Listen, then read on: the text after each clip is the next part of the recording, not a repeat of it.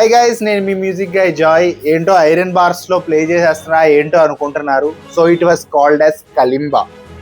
కలింబా వచ్చేసి ఇప్పుడు ఇన్స్ట్రుమెంట్ కాదండి, ఇది 3000-4000 ఇయర్స్ హిస్టరీ ఉన్న ఇన్స్ట్రుమెంట్.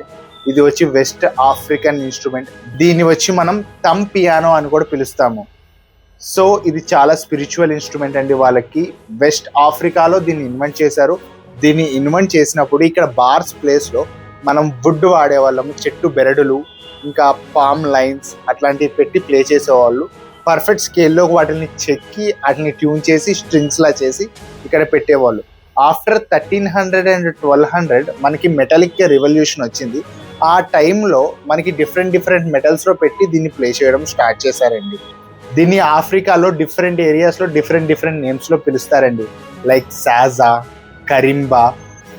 1960లో హగ్ ట్రేసీ అనే ఒక వ్యక్తి ఆఫ్రికన్ ఇన్స్ట్రుమెంట్స్ పైన పరిశోధనలు చేస్తా ఈ ఇన్స్ట్రుమెంట్ బాగా నచ్చి దీనిపైన పేటెంట్ తీసుకెళ్లి వెస్ట్ సైడ్ అమ్మడం స్టార్ట్ చేశాడు.